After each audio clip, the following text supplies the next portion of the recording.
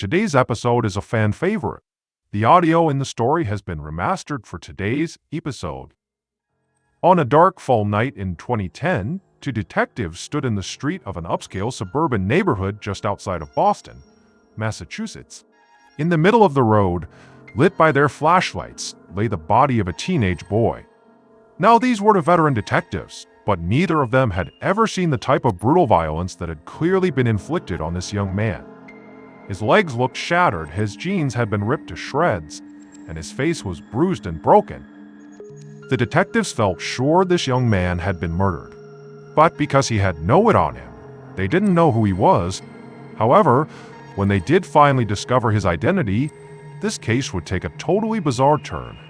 The detectives would find themselves 1,000 miles away from their crime scene, sifting through reported sightings of their victim that defied the laws of physics, and also grasping at an insane theory that they hoped could somehow tie it all together. So if that's of interest to you, please buy a highway billboard ad with the follow button's phone number on it and promise a $1,000 reward to the person who calls and does the best Elmo impression. Okay, let's get into today's story. On the night of November 15th, 2010, a 16-year-old boy named Delvonte Tisdale curled his body into a tight ball and inched forward, deeper into the dark, cramped chamber where he was hiding. He tried to take deep breaths and stay calm, but he was scared. He felt the chamber lurch and shudder, and he realized he was moving. It was really cold, and Delvonte started to shiver, so he pulled his knees tighter to his body. He had never felt so completely and totally alone in his whole life. Delvonte knew no one from his family was out looking for him. Why would they be? It was normal for him to be out of the house for hours at a time, even on the weekends. Delvonte was a standout high school student who got good grades and was involved in several extracurricular activities.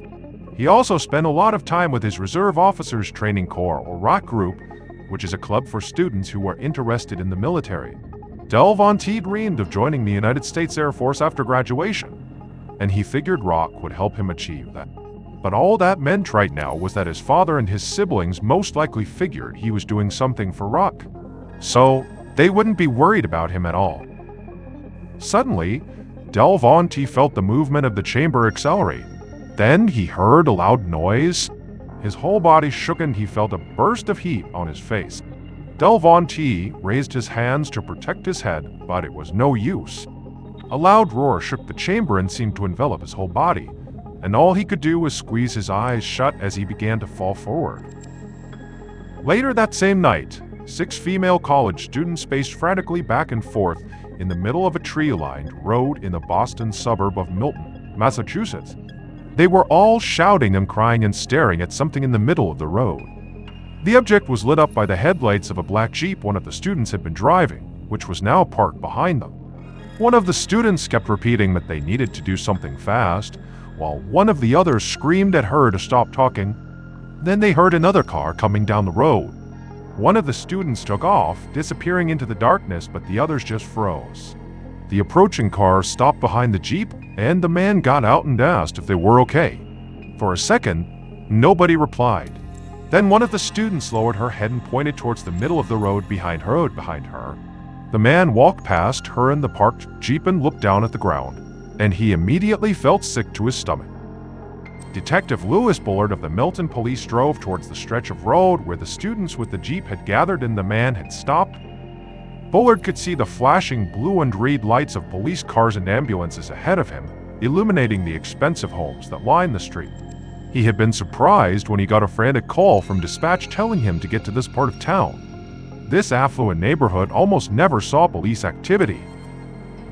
The only time Bullard really ever came out this way was when neighbors called to report high schoolers and college students, for smoking pot and drinking in the secluded hangout spot the kids called the Back Cave.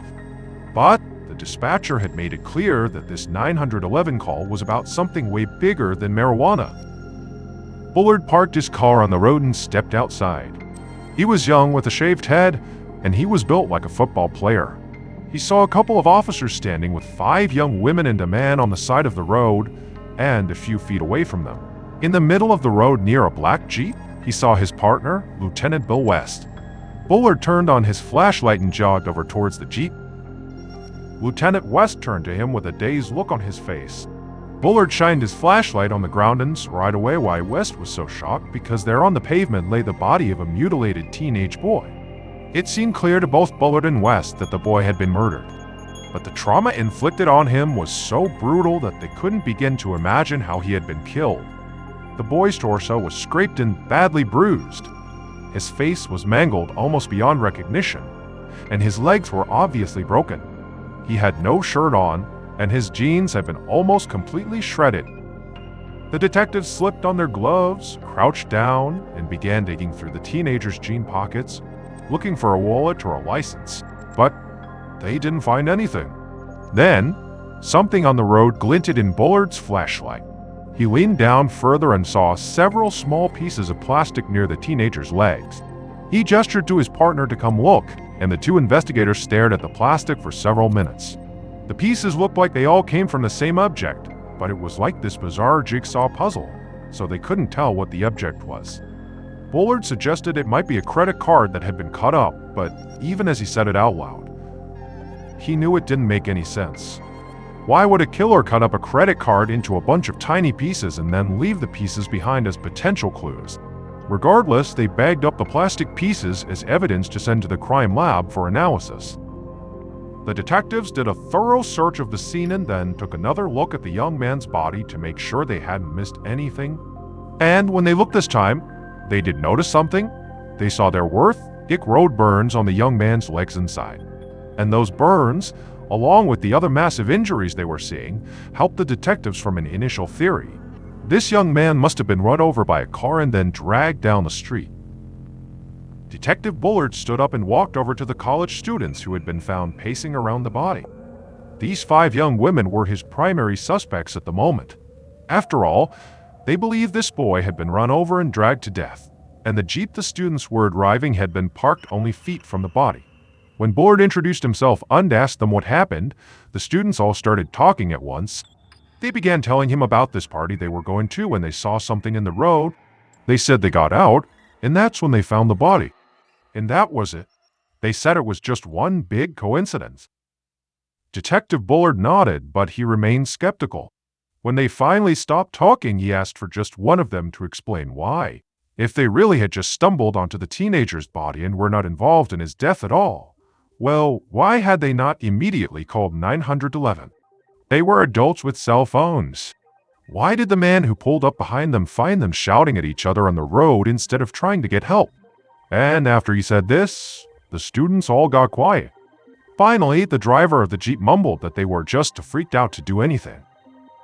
Bullard kept nodding, but he didn't really believe her. His voice got sharper, and he asked if any of them knew the victim. After all, the boy looked like he was about their age. They all shook their heads, but Bullard noticed that none of them were looking him in the eye. Bullard told the women to wait there, and then he stepped away to join Lieutenant West, who was standing by the Jeep that the students had been driving. But before Bullard could tell West that he thought these students were holding back information, West knelt down next to the Jeep in motion for Bullard to do the same. Then, West flashed his light onto the Jeep's undercarriage, and there Bullard could clearly see blood and brain matter on the bottom of the car that the students had been driving. Now, it really felt like they were getting somewhere. At this point, the detectives felt like, these kids very likely had something to do with this teenage boy's death. However, they were not ready to make an arrest yet. The next step was just to have the accident reconstruction team run some tests, but also keep an eye on these students because they could become suspects down the road. Detective Bullard stood up and walked back over to the students. He told them he was impounding their vehicle. He then arranged for an officer to take them back to their college campus nearby, and he told them not to leave town. Later that night, after the body had been removed from the scene and taken to the medical examiner, Detectives Bullard and West went door to door in the neighborhood, asking if anybody had seen or heard something strange that night. And a few houses into their search, the detectives met two young guys who said that earlier that night, before any of the commotion began, they had been working on a car in the driveway when they heard this loud bang. They both looked around, but the street looked exactly like it always did, except that an unfamiliar car had just pulled up and parked. So they just figured the car had backfired and that was the sound they heard. So they finished up their work in the driveway, went back into the house, and didn't think anything about it. It wasn't until at least a half hour later that they heard shouting in the street and police started showing up. For a second, Bullard and West were excited. Maybe the car they saw on the street was the black Jeep the students had been driving, and the bang they heard was the sound of the Jeep impacting the boy. But when they asked the men what kind of car it was, they both said it was an Audi.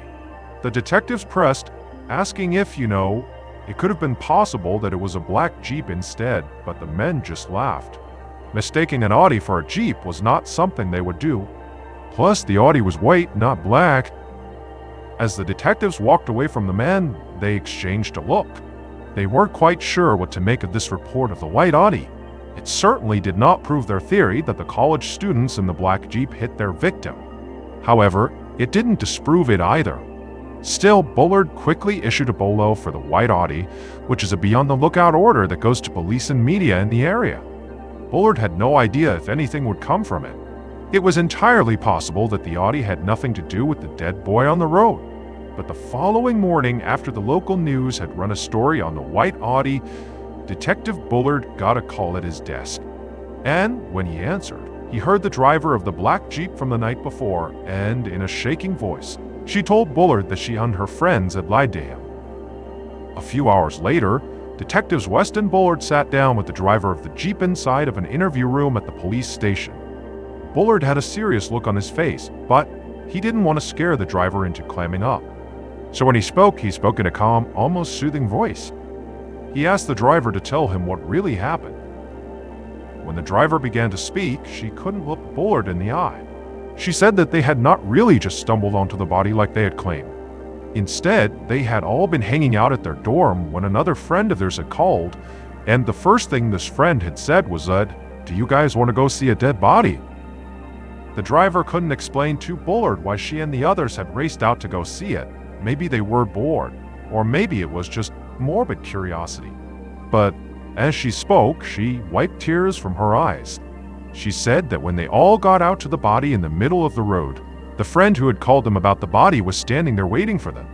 And as soon as the group saw the body, somebody shouted that they needed to call 911.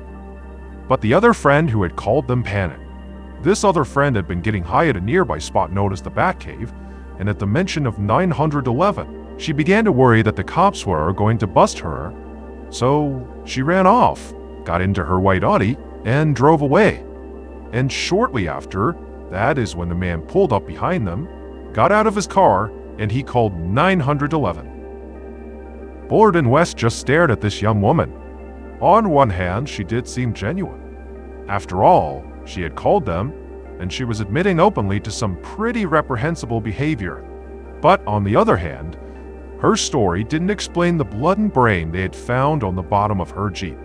Still, the detectives had to wait for results from tests the forensic team was running on the Jeep before they could know for sure if the Jeep and the young woman sitting in front of them had actually hit the victim. So West just told the driver that if this really is your true story, then we need to speak to the owner of that white Audi. In a trembling voice, the young woman then told them where they could find her friend. About an hour later, at an apartment complex in town, Bullard and West crouched in front of the white Audi, looking in confusion at the undercarriage. Just like the black Jeep, there was blood spattered all over the bottom of the Audi. But this did not feel like a breakthrough. It actually didn't make any sense. Did this mean both cars had driven over the body? They quickly found the Audi's owner inside of one of the apartments. They told her they were impounding her car and then brought her to the station to question her. But she told them the same story as the driver of the Jeep, that she had gone to see the body and then, in a panic, driven away when she realized the cops were coming.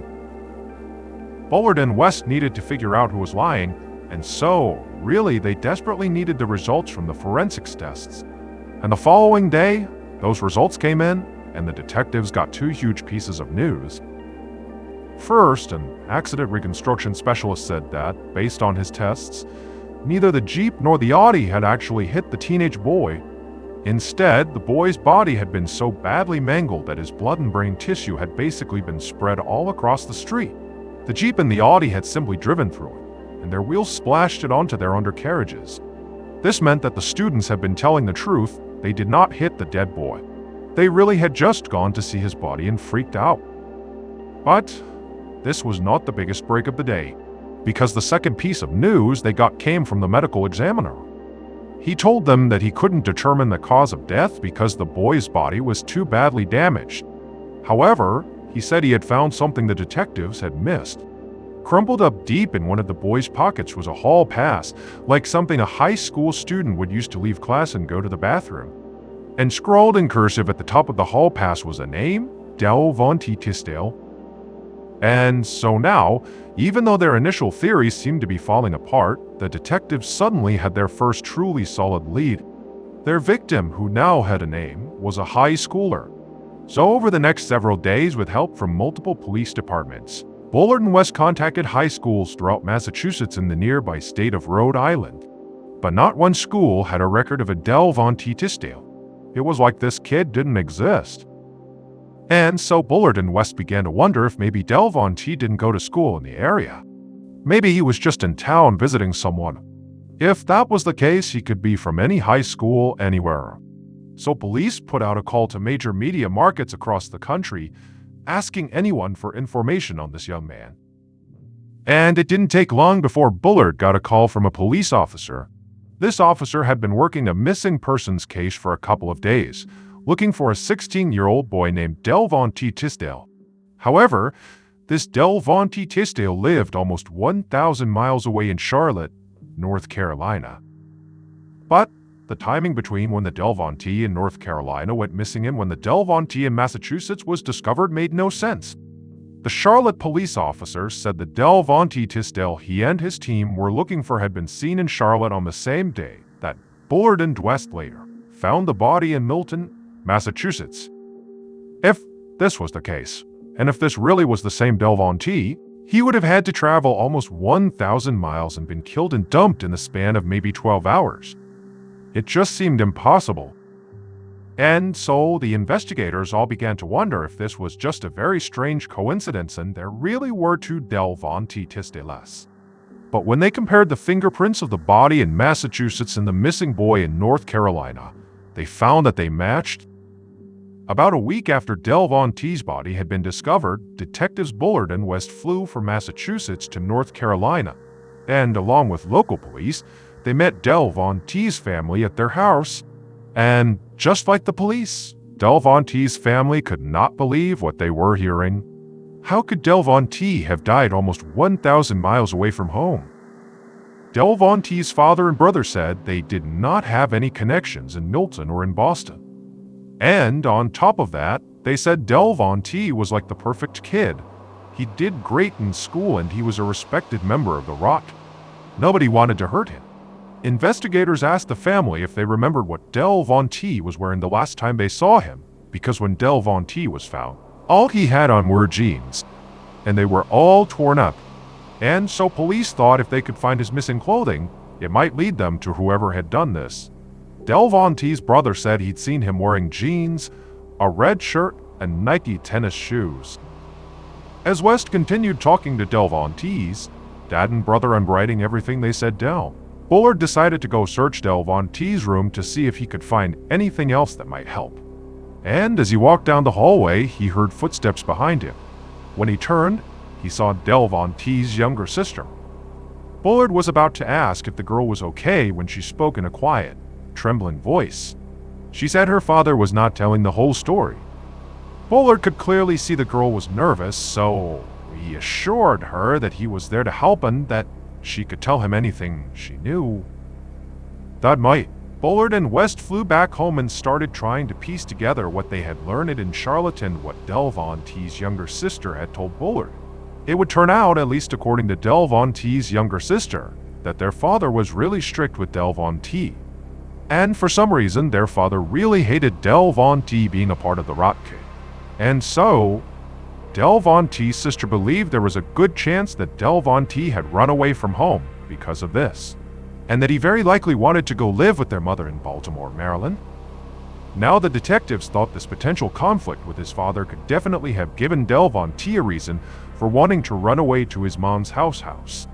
But it didn't solve the bigger mystery, which was how or why Del Von T could have ended up dead in the middle of a road in Massachusetts so soon after he'd been seen in North Carolina. And when the detectives reached out to Del Von T's mom, she had no idea if the story about Del Von T leaving his house to come possibly see her was even true. This revelation, and really everything surrounding this investigation, frustrated West and Bullard. On the night they had found the body and then met the college students in the street, this had felt like a relatively straightforward case, and that was even before they knew who their victim was. Now they had way more information, but none of it fit together, and they had no suspects at all. And so they went back and reviewed statements from the college girls and Del Von T's family, and they also combed through the autopsy report, looking for anything that could possibly point them in the right direction. When they didn't find anything new that jumped out at them, they headed back to the street where Del Von T had been found. They searched the neighborhood again in the woods that surrounded the area. They even checked out the back cave, the popular drinking and smoking spot, but they found nothing at all that gave them any ideas about what might have happened to Del Von T, which left them almost exactly where they'd been on the first night of the investigation. All they had for evidence was a badly mangled body, a bunch of tiny, broken pieces of plastic they'd found in the road next to the body, and the missing red shirt and the missing pair of Nike tennis shoes. And so, feeling totally frustrated at this point, Detectives Bullard and West just did a Google Earth search of the entire area around the Milton neighborhood. They hoped that maybe this way they would find some hidden, secret route that could have led Del Von T to the street on the night of his death. And amazingly, as they looked at some of these images online, the detectives both began thinking the same thing. There was one possible hidden route that would explain how Del Von T ended up in that street without anybody seeing him. But it was so insane that it bordered on impossible, and they were almost embarrassed to say the theory out loud. In fact, this theory was so convoluted and improbable that they decided, before they could say anything about it publicly, they needed to search one very specific area they'd seen in the Google Earth images to look for very specific pieces of evidence. If they didn't find this evidence there, they would never publicize this theory, but if they did find the evidence, they could actually crack the case. A little more than 2 weeks later, so in December of 2010, two investigators sent by Bullard and West walked through the dense woods of the Blue Hills Reservation, which was a forest a couple of miles from where Del Von T's body had been found. Both of these investigators felt like they were on a wild goose chase, but an assignment was an assignment. So they did as they were told and walked slowly and methodically through the underbrush with their eyes glued to the ground. And after hours of fruitless searching, one of the officers suddenly stopped cold and pointed to something just a few feet away from them. The two officers looked at each other like they couldn't believe this trip deep into the woods might actually pay off. They took a few steps closer to the object, and there on the ground was the evidence they had been sent out to find. They quickly bagged the evidence, hiked out of the woods, and headed right to the Milton Police Department.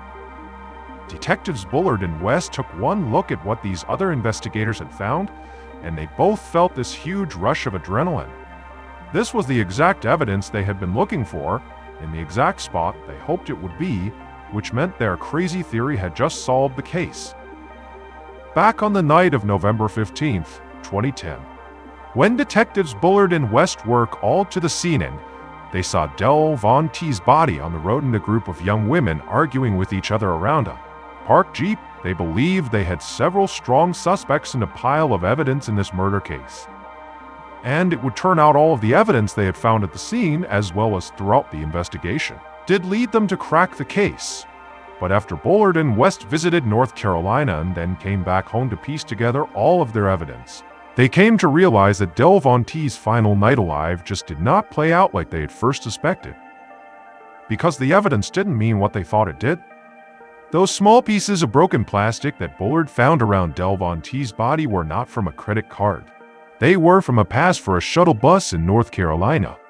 The loud bang that the two guys had heard while working in their driveway was not the sound of the white Audi backfiring. Instead, it was the sound of something very heavy slamming against the road at a very high speed. And Del Von T's clothing was the key to the whole thing. because Del Vonte's missing red shirt and Nike tennis shoes were the evidence that those investigators were searching for out in Blue Hills. And when they found them, Bullard and West realized their crazy theory was correct. Because once the detectives had come back from North Carolina, they could only come up with one way Del Vonte could have been in both states in such a short period of time. He must have flown. But taking a flight did not explain how he ended up dead in the middle of some random residential street. And that's when they came up with their new theory. They did their Google Earth search and realized the street where they found Del Vonte happened to be directly beneath the flight path that airplanes take when flying into Boston Logan Airport. And so, with the help from other law enforcement agencies, they expanded their search all along this flight path, and that included the forest of Blue Hills where Del Vonte's clothes were found. It would turn out that on the day Del Vonte was found dead, Del Vonte did run away from home in Charlotte, North Carolina. But he didn't try to get a ride to his mom's house in Baltimore or to any other friend or family member's house.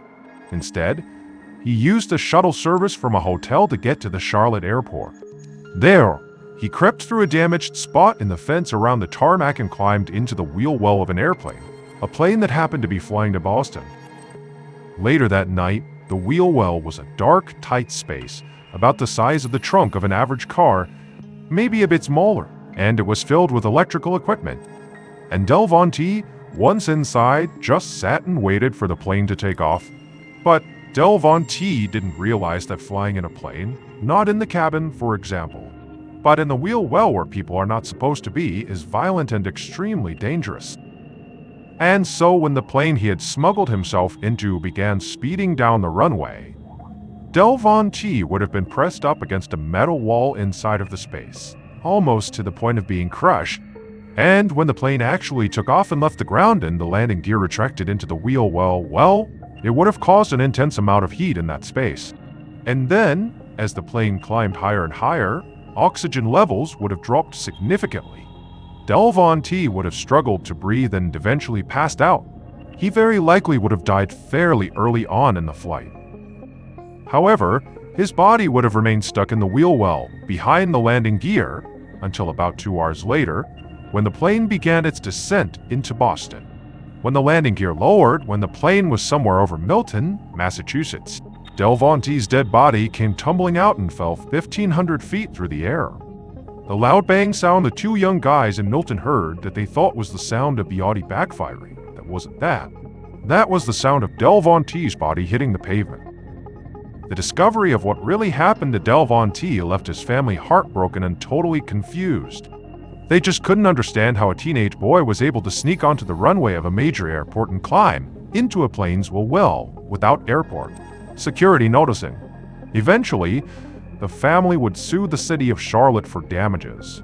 However, the case was dismissed.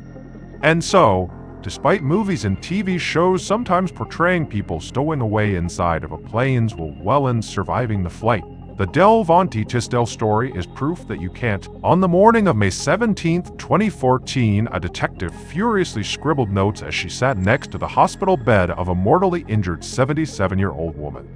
This woman had been in a coma for the last 10 days, and the detective had been desperately working to figure out who had tried to kill her. And now that the woman had woken up, the detective was finally getting the chance she'd been waiting for to ask her victim directly what happened. But right as the woman was about to say something, she stopped. Her eyes were wide with panic, and she just told the detective that she was afraid. She did have a lot to say, and she wanted to say it to police, but she said she couldn't say it here, not at the hospital. And then she looked around one more time and just told the detective she was still in danger. But before we get into that story, if you're a fan of the strange, dark, and mysterious delivered in story format, then you've come to the right podcast. Because that's all we do, and we upload twice a week, once on Monday and once on Thursday. So if that's of interest to you, please take the follow button out for a beach day, but make sure you first replace their sunscreen with cooking oil. Okay, let's get into today's story.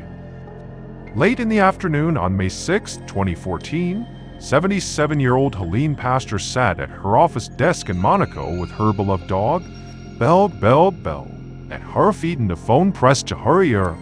On the other end was one of Helene's many tenants doing what they did best, which was complain. This time, there was a problem with their water heater, and the plumber was late. Helene listened patiently, because she was a landlord and that was her job. But when her tenant was finished, Helene told them in a soft but firm voice that the plumber would be there eventually, and they were not too important to wait. Then she hung up. Now, Helene knew her tenant would not like that comment, but she also didn't have patience for entitled, wealthy snobs. But, unfortunately for her, she actually spent a lot of time with people like that because Helene was actually the single richest woman in Monaco and, therefore, attracted a lot of these people. So, Monaco is a country located on the Mediterranean coast, and it's surrounded on three sides by France. So, the two countries share a lot of cultural similarities, but Monaco is very small, just under a mile wide, and has only about 39,000 citizens. And many of those citizens are incredibly wealthy. It's essentially a country of millionaires and billionaires living in luxury condos and high-rises that cover the entire tiny coastline. And Helene and her family, the pastors, owned most of those condos, which meant they had thousands of high-income tenants and were among the wealthiest landlords on the planet. The pastors' multi-billion-dollar real estate empire had begun 3 generations earlier, and Helene was now in charge of it. Now, it was obviously a ton of work, and Helene theoretically could pass it off to somebody else to do, but she was a pastoral, and pastors worked for what they had, which was why Helene was a very hands-on landlord and spent long days in her office with her staff, dealing with accounting and handling tenants' requests. Now, Helene leaned back in her chair to scratch her dog Belle's head, and she watched as Belle closed her eyes. And suddenly, Helene felt the urge to do the same thing. However, she still needed to call her daughter, Sylvia, before she left for the day. Sylvia was 53 and had been diagnosed with breast cancer 2 years earlier, so Helene naturally worried about her a lot and made sure to check in on her daily. Helene reached for the phone again and dialed Sylvia's number. When she heard her daughter say hello on the other end, Helene asked her how she was feeling, but Sylvia said she couldn't talk because her massage therapist had just arrived, so she excused herself and hung up. Helene stared at the receiver as the dial tone blared through it, trying hard not to feel hurt. It was moments like these where Helene wondered if her own daughter even liked her. But deep down, Helene knew exactly who to actually blame here, Sylvia's boyfriend, Wojtek.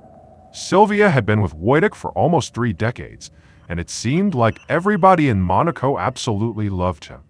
He was charming and gregarious and gave a ton of money to charity. But Helene had always felt like there was something off about him, and she worried that he was taking advantage of her daughter's famous last name.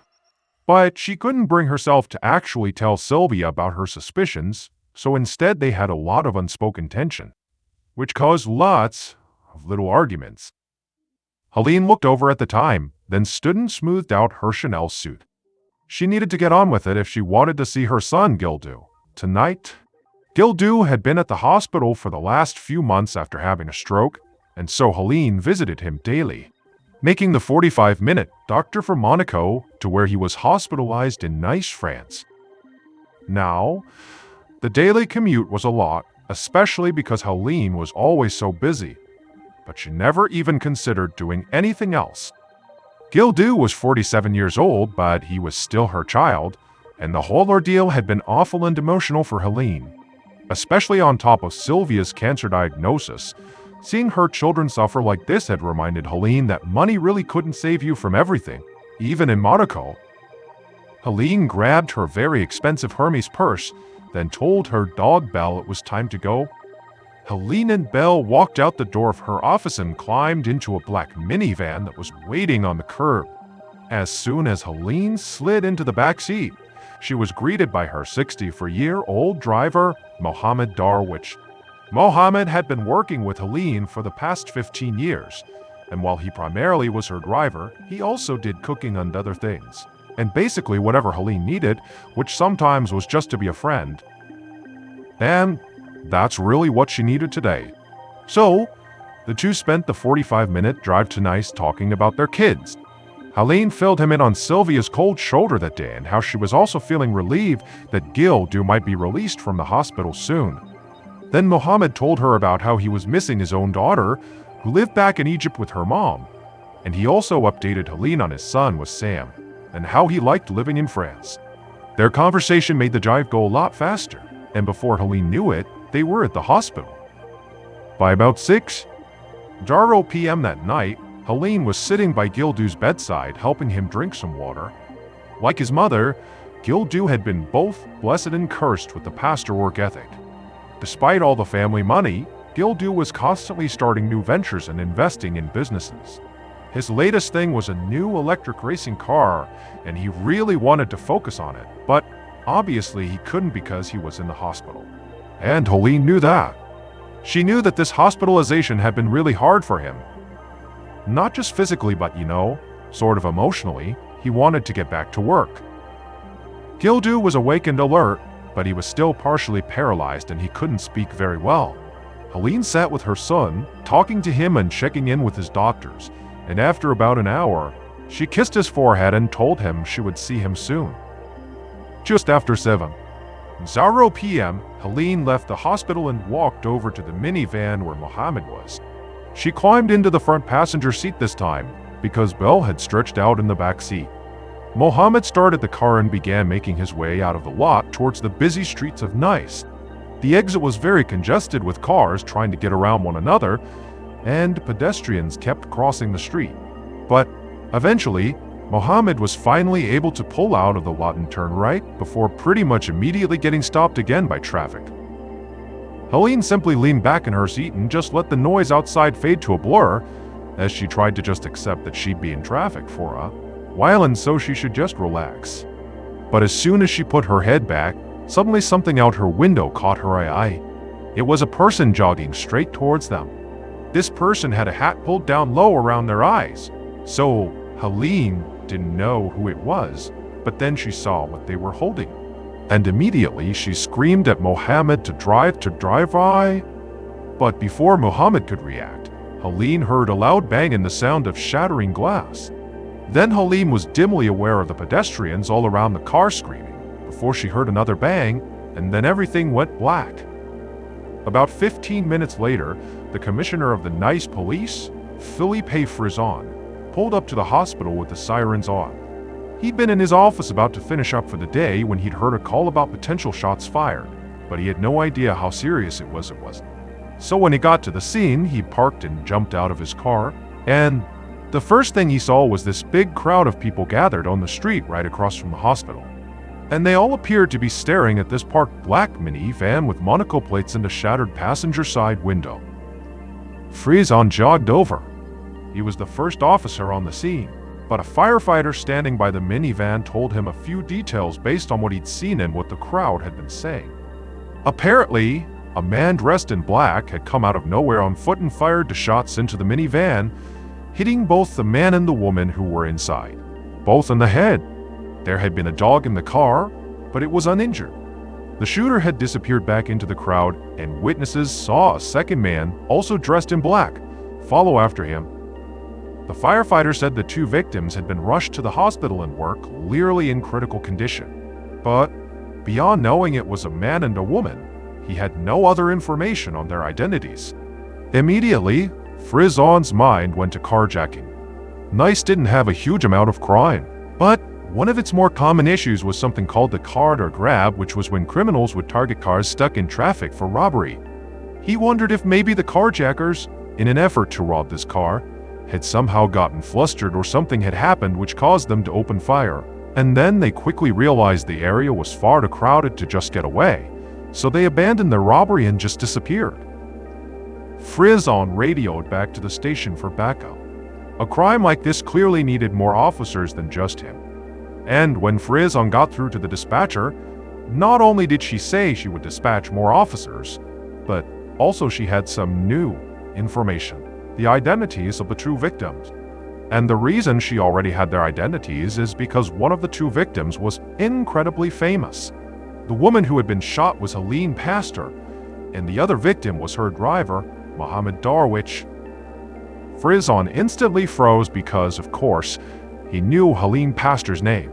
Everyone did. She was the matriarch of the Pastor dynasty who owned most of Monaco. She not only had billions of dollars, but she had connections to Monaco's actual royal family. And so, even though Frison had been on the force for over 30 years by this point, when he heard this new piece of critical information, suddenly he felt nervous. This was going to be by far the most high-profile case he had ever worked. And also, now that he knew the identities of his victims, his theory of what actually happened here completely changed. There was no way the richest woman in Monaco just happened to be targeted by random carjackers. This had to be a hit. Frison got off his radio and walked over to the minivan and looked inside. He could see there was a purse on the dashboard, covered in glass shards, and this solidified his belief that this was no robbery. But then he noticed something else. The front seats were covered in all these little holes, these little punctures, almost like somebody had fired a BB gun repeatedly into the seat. But Frison knew what this actually meant. He was looking at the blast from a shotgun. And this struck Frison as being very strange. A shotgun was just an odd weapon to use if this really was a hit, because it was big and bulky. I mean, you really couldn't carry it around in public without attracting a lot of attention. And so, if you were a skilled hitman, a shotgun is not your first choice for a weapon. And so this fact, combined with the broad daylight approach, told Frison that whoever had shot Helene and her driver was likely not an experienced hitman, but an amateur, which was not what he would have expected. Just then, Frison heard police sirens cut through the air. His backup had arrived. Minutes later, the scene was surrounded by dozens of uniformed officers, crime scene tape, and technicians who were gathering swabs and other evidence from inside the van. The witness reports were hugely helpful, but Frison also wanted to check if there was surveillance in the area. So when he was done taking statements, he pulled another officer aside and asked him to go look for CCTV cameras. So, in France, many cities and towns have what's called closed-circuit television in outdoor public places, which is a network of surveillance video that law enforcement can access. Nice has more of these cameras than any city in France, so Frison was hopeful they'd find at least one camera that caught the attack. And so the officer hurried off to go look, and Frison decided to head back to the station while the crime scene techs finished processing the scene. After all, it was getting late and he needed to meet with his team and make a game plan. A few hours later, Frison was back at the station talking to his team, which now included one of the city's very best detectives, investigator Catherine Massigno. At this point, both of their victims, Mohammed and Helene, were in comas, and their attack was already the leading news all around Europe. The actual Prince of Monaco had already issued a statement of support for the Pastors, but Frison wasn't worried. Of course, there would be pressure, but he knew he would have some answers soon because police had already found a CCTV cameras at the scene that likely recorded the whole shooting. And so, Frison was waiting on that footage. But in the meantime, he wanted to speak to Helene's immediate family and friends to see if maybe she had any enemies. Helene's children, Sylvie and Gildu, would likely know if there was anybody who wanted their mother dead. But Frison also knew that Sylvie and Gildu were not just sources of information. They were also suspects now. Frison did not have access to the details of Helene's estate, but he knew enough about the family to guess that whatever inheritance Helene left behind was likely in the billions, which meant her death would likely make Sylvie and Gildu billionaires now. Frison didn't think that either of them had actually pulled the trigger. To start with, the shooters were apparently male, and Sylvia was a woman. And secondly, Gildu was in the hospital like he was very unwell after his stroke. However, what Frison did think was that both of these siblings had the motive, and certainly the means, to hire somebody else to do the shooting on their behalf. However, Frison had one big problem. Sylvia and Gildu, and all of the people he wanted to speak to, lived in Monaco. Since Frison and his team were French, and his crime had happened in France, they had no jurisdiction there. They could not just walk up to citizens of Monaco, especially very notable citizens like the Pastors, and demand an interview. So, in order to talk to Helene's children and her inner circle, they really couldn't even imply that they were suspects. They had to treat them really nicely and just hope they cooperate. The next morning, Frisson sat inside of a very expensive-looking living room in one of the pastor's many Monaco apartment buildings. He had been up all night and was basically running on pure adrenaline, but he hoped it was worth it. Because across from him on the other couch was Helene's daughter, Sylvia, and her 64-year-old boyfriend, Wojtek. A large white dog paced around them. It was Helene's dog who had been in the car during the shooting. When Frisson had reached out to Sylvia and Wojtek for this interview, they were both eager to give it. And now, sitting here face to face with them, it seemed fairly obvious that they were completely devastated by what happened. Sylvia appeared to be somewhere between shock and panic, but appeared to be doing everything she could to try to stay calm. She kept taking deep breaths and looking out the living room window at the view of the Monaco harbor. As for Wojtek, he kept a hand on hers at all times, although Frisson couldn't tell if the gesture was protective or possessive. Frisson wanted to tread carefully here because Sylvia and Wojtek could actually just kick him out at any moment, and he couldn't do anything about it. And the last thing he needed was a headline that said the French police were bullying the pastors. So, he started with just some light background questions about Helene. And in a shaking voice, Sylvia described her mother as tough, but incredibly generous. She admitted that she and her mom actually did fight a lot, but it was just over silly things, and they were actually very close. She said Helene called her frequently because Sylvia had been battling breast cancer, and her mother liked to check in and make sure she was okay with her treatment. When Frisson asked her about enemies, Sylvia shook her head. She said that her mother tended to keep to herself and didn't typically engage with the Monaco social scene, and so the idea that somebody would want to hurt her just didn't make sense. Wojtek seemed equally mystified. He told Frisson that he and Sylvia had been together for 28 years and they had a daughter together. And so he knew Helene very well and she was a very involved grandmother. And so, he said that he and Helene had always had a great relationship and, he said that she had always been very generous with his family financially, even though he had his own businesses and income separate from the pastor's. The mention of finances made Frisson perk up. He stopped Wojtek and asked him to be a bit more specific about Helene's financial generosity. And that's when he noticed a look of uncertainty cross Wojtek's face for a second. Frisson wondered if he had touched on a sore spot, but Wojtek recovered quickly and, with an easy smile, he explained that Helene gave both Gildu and also Sylvia a monthly allowance of about 500,000 euros each, which is about $600,000. When Frisson heard this, he had to force himself not to raise his eyebrows. That was a staggering amount of money to get every month. It was so high, in fact, that it actually made Frisson doubt whether either of Helene's kids would feel a need to kill her. But Wojtek wasn't done. He cleared his throat and shifted uncomfortably in his seat before saying that he and Sylvia used the money Helene gave them on household expenses. But if he was being honest, he'd heard that Gildu had spent his money on other stuff. Wojtek said that Sylvia's brother owned some companies that were not doing well, so he was presumably very deep in debt. And this, for Frisson, opened a new investigatory door. He jotted down this information on his notepad. He was meeting with Gildu next, and if Wojtek was right, the debt was a huge red flag and made Gildu look like a pretty good suspect. The detective spoke to the couple for a bit longer, but they didn't have much else to say, so eventually, Frisson thanked them for their time and he got up to go. When Frisson walked into Gildu's hospital room 45 minutes later, he was shocked by what he saw. He had known that Gildu was sick, but he hadn't been prepared for just how sick. Gildu could barely move or speak. In fact, the only way he could reasonably communicate was by blinking. And so, Frisson sat down at his bedside and started with a few simple questions. It took a long time for Gildu to blink out his answers, and he also couldn't communicate anything more than maybe a few words at a time. And so, it was obvious very quickly that, due to this communication snafu, Frisson wasn't going to get much, and Gildu was very frustrated. Frisson left the hospital not long after he'd arrived, and while Gildu's actual answers had not been very helpful, Frisson did still leave that meeting with some useful information.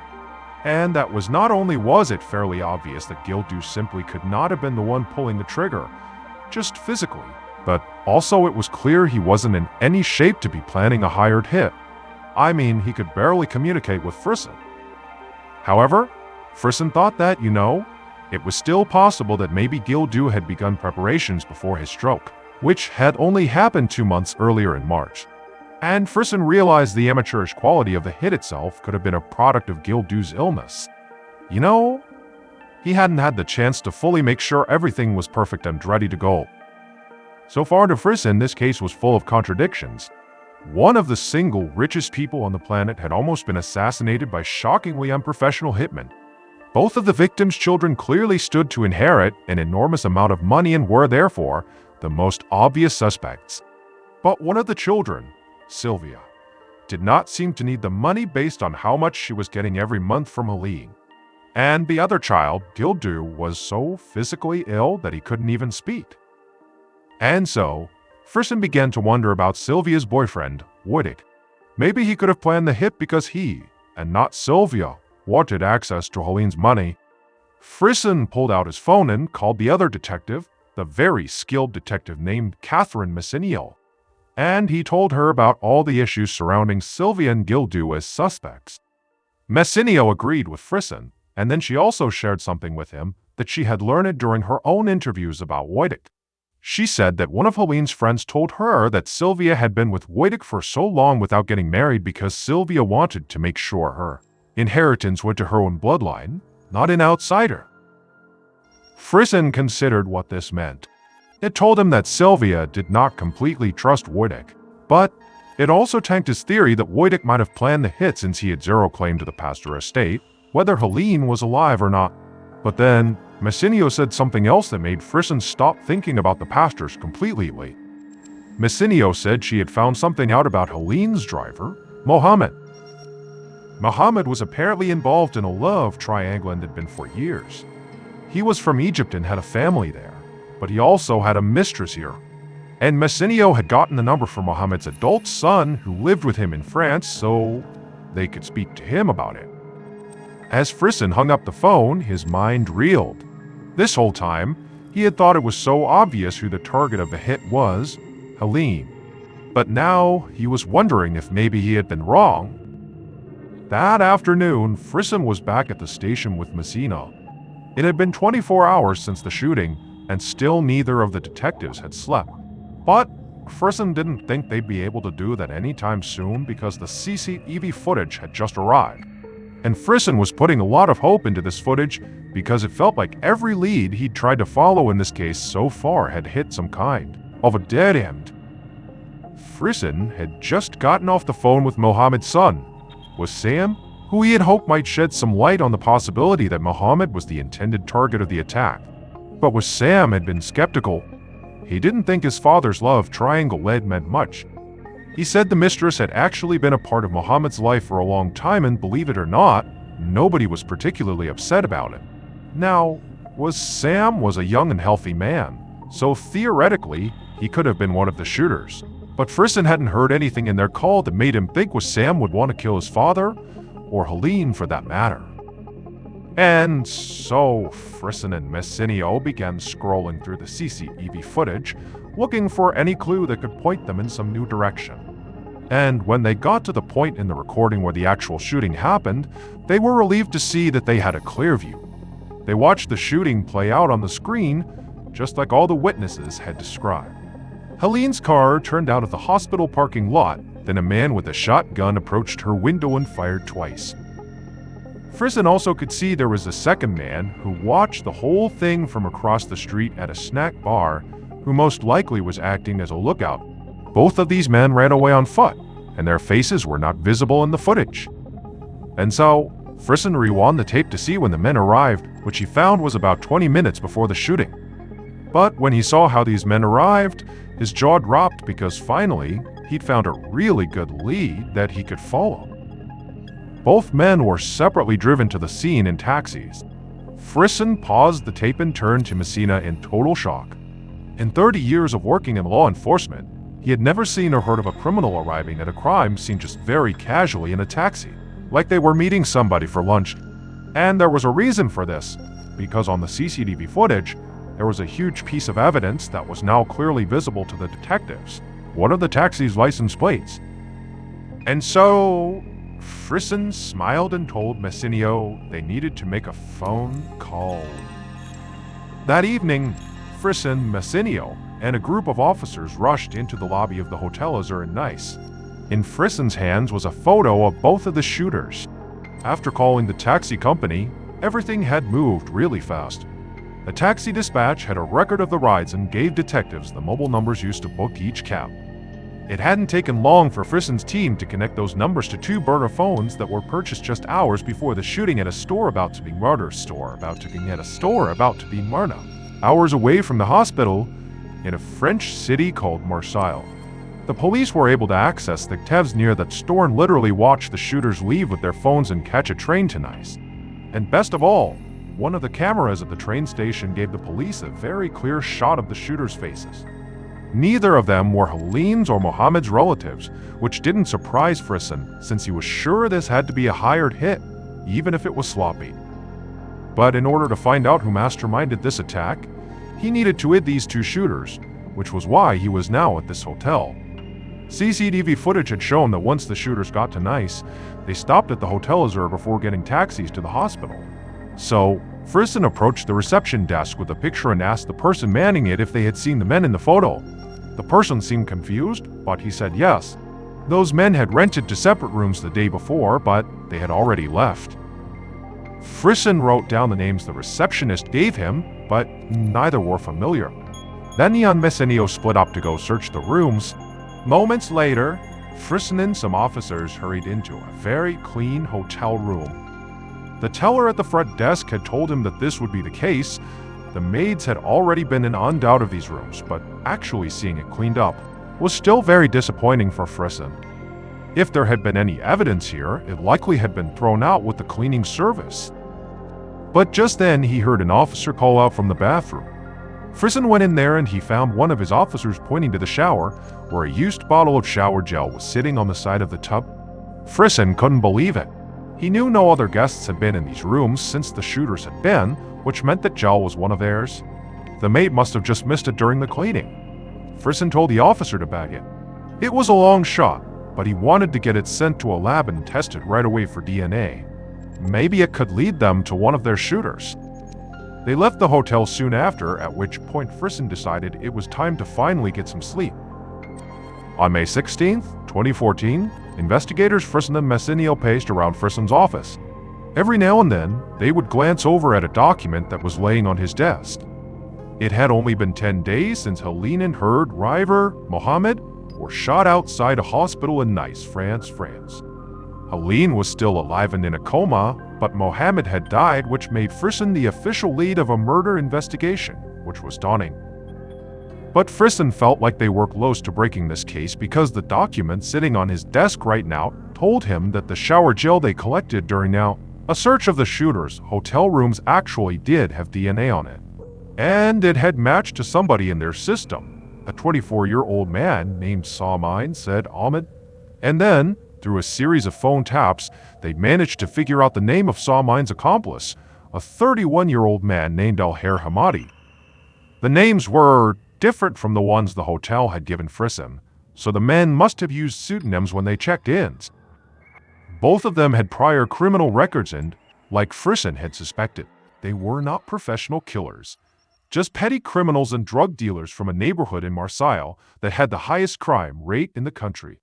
So, it made sense that these two men from that area might have agreed to carry out a hit for money.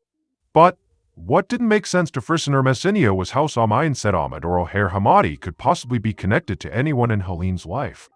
The pastors in their inner circle were literally some of the richest people in the world.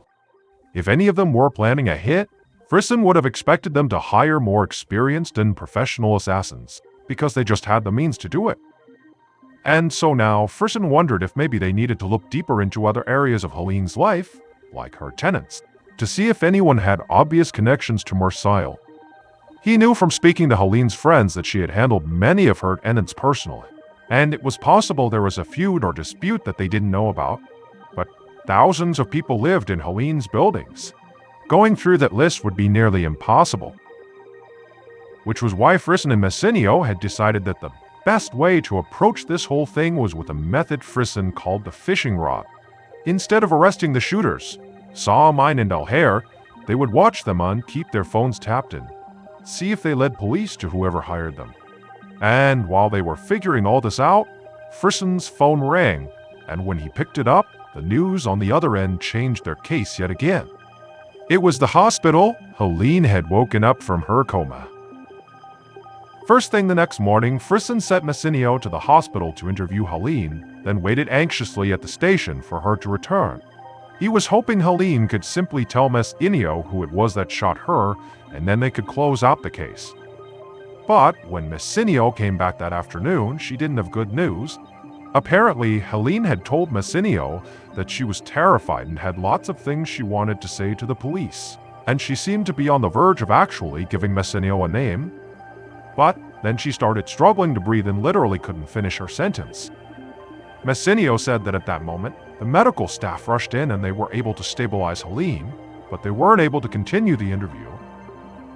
Frisson was so disappointed. They'd been so close to maybe hearing the truth directly from the victim, and now they might never know. And he was right, because for days later, on May 21st, still without having finished that interview, Helene passed or died. 2 weeks later, in early June, Frisson parked his car and walked inside the station to start his day. He was incredibly anxious because Helene and Mohammed's case had stagnated, and Helene's death only made the pressure on him and his team even more intense. The public in both France and Monaco were demanding answers, and so were Helene's family and also members of the royal family.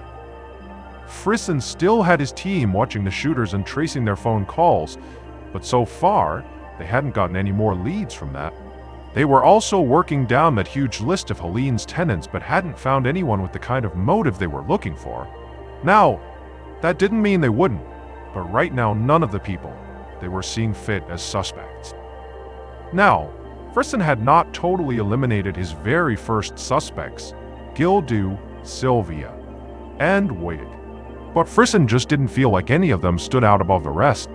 Now, Gildu potentially needed some big windfall because of alleged money problems, although Frisson had not actually confirmed that with bank records. But Gildu's very poor health made it basically impossible for him to have been one of the shooters, and also made it extremely unlikely he could have found or orchestrated the hit. There was Sylvia, who also got a big inheritance from Helene's death, but she already had a massive monthly allowance when her mother was alive, and it just didn't seem like she was desperate for cash. As for Wojtek, he wasn't married to Sylvia, so he had no legal claim to the Pasteur estate, so Helene's death didn't do him any good. Plus, he also benefited from the massive allowance that Sylvia got because they were a couple. Now, all of this would be cleared up if Frisson could look at the Pasteur's finances and see who actually needed a payday. But Helene's inner circle lived by different rules than the average person. They were some of the richest people in the world, and their status and money insulated them from almost everything, even the law, basically. Because of their status, they didn't have to share their personal information with the police. And all of this was swirling around Frisson's head as he stepped inside the station. But as soon as he did, he saw Messinio hurrying towards him with a piece of paper in her hand. It was covered in lines of numbers that Frisson right away recognized as a call logga. And Messinio explained that they had traced one of Alhair's recent calls and finally found a link to Monaco. The guy he called was somebody named Pascal Doriacy. And unlike the shooters, Pascal had direct ties to Monaco. He was a personal trainer, and some of his clients were elite families who lived there. And a few of those clients were also people that Frisson and his team had examined in connection with the murders. Frisson grabbed the piece of paper and reread its contents before he looked back up at Messinio. They needed Pascal's phone records right now, because if they could see who Pascal regularly called and when, they might be able to figure out who ordered the hit. Later that day, Frisson sat at his desk staring at a name written on a piece of paper. He had gotten access to Pascal's phone records and discovered that every time there had been a significant event in this case, like the actual shooting, or the days of Mohammed's or Helene's death, Pascal had texted the same number.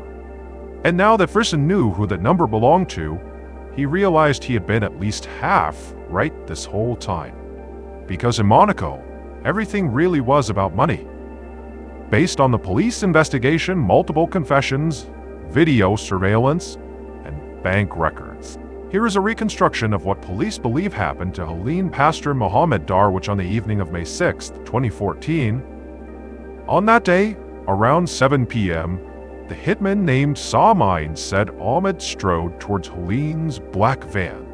He could see her terrified face through the passenger side window as she screamed at her driver to drive. But before the driver could hit the gas, Salman raised his shotgun and fired twice into the passenger side door. He watched as Helene and Mohammed convulsed from the force of the blasts. He didn't know the people he had just shot, but he wasn't thinking about that. Mine was thinking about the payday he was about to receive for having shot these people. Once Helene and Mohammed slumped over in their seats, Salman turned and sprinted in the other direction as fast as he could, knowing that his accomplice, Al-Hair, would follow shortly after, just like they planned. As Salman ran, he pulled his baseball hat down over his eyes, hoping that would be enough to avoid any cameras that might be in the area. He ran through the streets of Nice, eventually slowing to a walk before getting to his hotel. Once inside, he sat down on his bed to call the man who had hired him. Somewhere across the city, Pascal Doria heard his phone ring and he told the client he was with that he'd be right back. He then hurried out of the personal gym he had been in and stepped into a marble hallway before picking up the call. Then he listened as Salman told him the good news, the job was done. Pascal smiled and ended the call and noticed that, for the first time in months, his hands had stopped shaking. Even though he originally had been hired to actually carry out the hit on Helene, he wasn't a killer. He didn't have the kind of money his clients did, but he'd been part of their world for a long time. So he knew if you don't want to do something yourself, you get somebody else to do it. And now it was all over and it sounded like everything had gone according to plan. So Pascal looked down at his phone and texted the real killer. That is, the person who'd actually ordered the hit in the first place. Seconds later, the real killer heard their phone buzz as a text came in. The sound made their heart pound. They knew it was their trainer, Pascal. And so they were incredibly nervous as they picked up the phone to read the message. But when the real killer read what it said, they just smiled, feeling a sense of relief wash over them that they hadn't felt in years, because their plan had worked. Then they sank back into their comfy, expensive couch and looked out their window at an amazing view of the Monaco harbor. It would turn out Sylvia's boyfriend of 28 years, Wojtek Janowski, was lying about everything. Because it was Wojtek, not Gildu, who was drowning in debt. Wojtek claimed to be a successful businessman, but really all the companies he was involved in were failing and in deep financial trouble, and this had been going on for years. Wojtek had been swindling his girlfriend Sylvia out of her assets and monthly allowance just to stay afloat. And when Sylvia was diagnosed with cancer 2 years ago, he panicked. They weren't married, so if Sylvia died, he'd lose everything. He believed if Sylvia inherited the family fortune all at once, he could steal it from her and wipe out his debts before she died. Wojtek had also lied to investigators about his relationship with Helene. In truth, they hated each other, and Helene was very suspicious that Wojtek was after the Pastor family fortune. That's why she had told the police she was afraid when she woke up from her coma. She was afraid of Wojtek. In 2018, Wojtek was found guilty of murdering both Helene and Mohammed and sentenced to life in prison. The other accomplices, Pascal Doria, Salman Said Ahmed, and Al-Hair Hamadi, all received between 22 years and life in prison. Gildu eventually recovered from a stroke and moved to the United States, while Sylvia would give Mohammed's son a job and would let his family live in one of her properties. A quick note about our stories. They are all based on true events, but we sometimes use pseudonyms to protect the people involved, and some details are fictionalized for dramatic purposes.